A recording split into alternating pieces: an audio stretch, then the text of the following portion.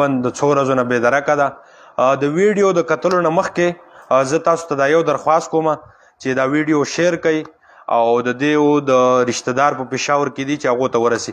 اچھا تفصیلات دا دي چې دغه جنۍ د څو ورځو نه د کراچۍ په دې شهر کې در په دکې ده، مور او پلار یې وفات شوي دي او دلته هېڅوک داسې سهاری نشته دی او ورونه په بار ملکونو کې دي، هلته مزدوریانې کوي غریبانان او دا دلته په کراچۍ کې بې سهاره ده، مور او پلار یې وفات شوي دي او دلته څو ورځو نه ډېر تکلیفونه پې تېر شوي دي. هغه غونډ داستان یې موږ ته سناو کو او دلته یو داسې شهر دی بې مور او بې پلاره چې دلته څوک په چا باندې چې کم دی رحم نه کوي او هر سړی چې کم دی د داسې حالاتو کې دی چې د بل د مجبورۍ نه غلطې پیدا اوچتای.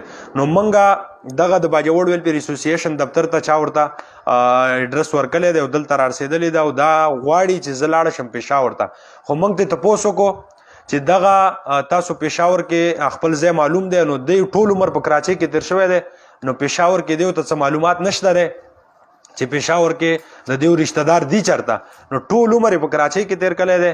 تعلیم یافته جینۍ ده خو بیچاره په دې وخت کې چې کوم دی ډېره زیاته پریشانه ده او د کور نه بېدرکه شوې دا ده چې مور او پلار یې نشته دی او خپل کور یې په دې وخت کې په کراچۍ کې نشته، د تر زامن یې دي هغه هم دغه شانتې دي چې د دې په کار نه راځي.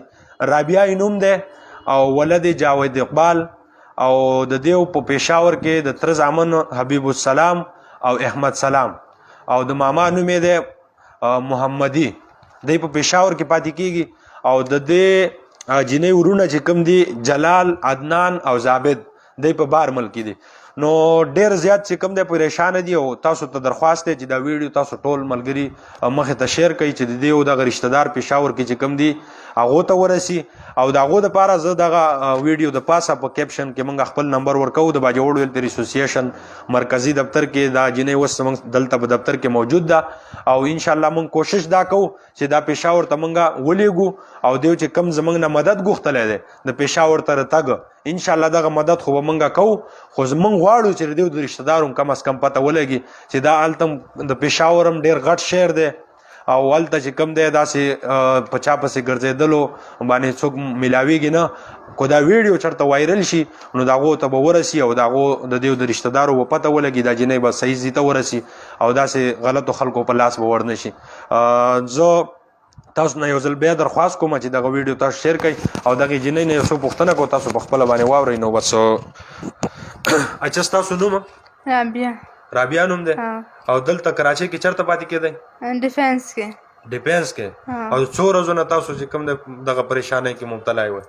زه 3 ورځو نه پریشانۍ کې مبتلا وم، بس دلته داسې ماته دا وشول بس زه دا شوم. اچھا د کور نه تاسو لکه 3 ورځې وشوې چې راوتې وئ او دغه د مور او پلار وفات شوي دي؟ وفات شوي دي، ماړونه بهر ملکونو کې کارونه کوي او دلته مې څوک بې سهاره نشته. په کراچۍ کې څوک سهاره نشته؟ نه نشته. زما کلي کې هر څوک شته، ما کزن شته، ما ماما شته، ما هر څوک شته. زه باید کله لاړه شم هغو کزې پېښور ته تګ غواړې ته؟ جی.